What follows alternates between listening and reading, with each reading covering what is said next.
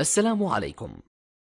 لا تنسوا الإعجاب بالفيديو والاشتراك في القناة تشجيعا لنا لنستمر بنشر المزيد إن شاء الله.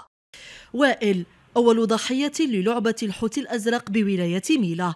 اللعبة لاحقت الشاب الذي لم يعرف أنه بصدد لعبها، ولم يعرف هل هو يتحدث عبر تطبيق الماسنجر مع إنس أو مع جان. في الحوت الازرق هذه ما لعبتهاش، راهي في ميسنجر.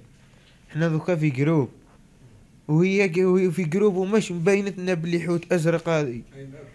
هي معايا سما، هي مش ماكش شغل من قاعد نلعب. كيفاش فقت بلي راك في ستاج ثالث؟ فقت بالستاج الثالث كي قاعده الثالث جابتها لي الاول، ما عرفتش، قالت لي قطع يدك. قلت لي قطع يدك، ما قطعت. السؤال الاول ثاني ثالث هكذا ما قطعتش الثاني، ماش قالت لي صمتها. الثالث قالت لي كم ما ديرش. واش قلت لك الاول والثاني؟ اني نقتل لكم حبيبتك امك، هاك في زوج هذا ما قالت لي نقتلهم لك، وقالت لي لا ماكش قادر عليهم تا انا نقتلهم لك انا. الصدمة التي تعرض لها الشاب أفقدته القدرة على الكلام والأكل ليوم كامل. أحد الرقاة الذي استنجد به والد وائل أكد أن الأمر يتعلق بطلاسم سحرية.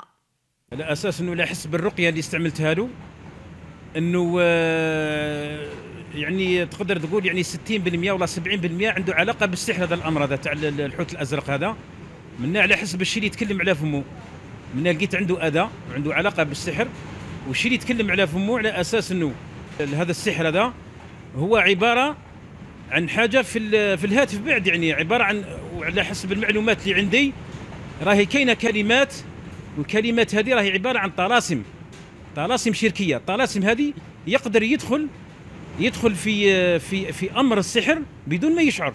التهديد يتجاوز وائل إلى أصدقاء له آخرين، خاصة من ولايتي سطيف وبالعباس.